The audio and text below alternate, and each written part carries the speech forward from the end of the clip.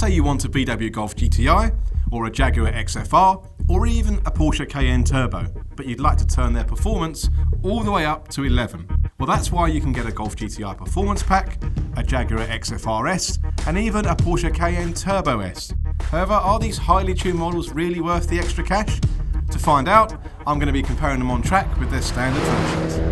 In this video we have the Golf GTI Performance Pack against the normal GTI. The normal Golf GTI has a 2-litre engine with 220 brake horsepower and 360 Nm of torque. It can do 0 to 62 miles per hour in 6.3 seconds and tops out at a top speed of 153 miles per hour. It costs £25,845 for a 3-door hatch.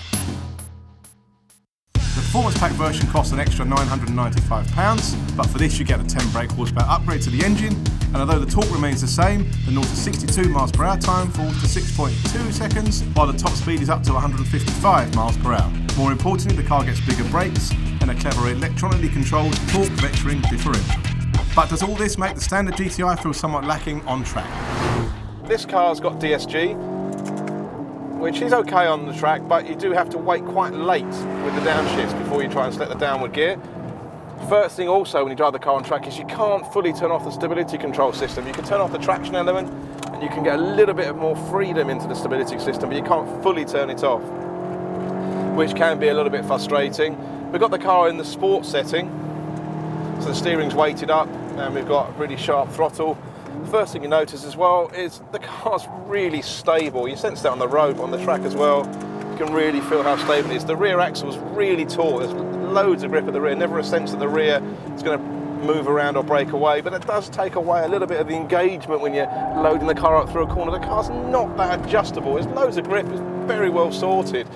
But you just haven't got that sense of rear liveliness that you get in cars like a Focus ST. So through these long corners, once you've committed to the corner and judged the speed, there's not a huge amount you can do. Going through this high-speed S's, stability is amazing, really good. You can carry speed. It's a nice car to drive, but it's not thrilling. Brake pedal goes a little bit soft towards the end of the lap. Traction's okay. This car hasn't got a limited slip diff. It basically brakes one of the front wheels to try and help traction. It's not too bad. And as we go across the line, there's your lap time. The standard Golf GTI completed the flying lap in 1 minute 17.2 seconds. But can the Golf GTI Performance Pack go any quicker?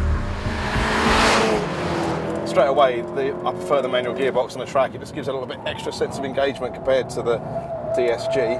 And straight away through this first sequence of corners, we've got a lot of change direction here. The car just holds the line better with this diff than it does with the other diff in the standard car. This transfers power to help you get traction and hold your line, and you can feel that working. It's nice down through the gears using the manual box as well. You can step the right gear exactly when you want with the manual box. Traction's better than the normal car there as well. Definitely makes the car feel a little bit sharper, a bit more engaging, but again, it's such a shame you can't turn off the stability control because it just takes away that final little bit of sort of freedom you need on the track. And obviously because it's working, it's increasing the temperature of the brakes, but you can definitely feel the difference with the power pack car.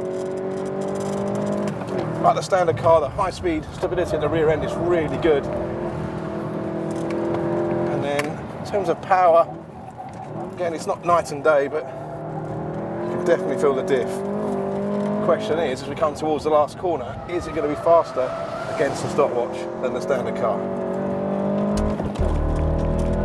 In the end, the Golf GTI Performance Pack was 1.6 seconds faster than the standard car, so is it worth the extra money? Well, if you drive your GTI hard or you regularly head on track, then it's definitely worth the extra money because you can feel that diff helping to improve traction on the exit of tight corners.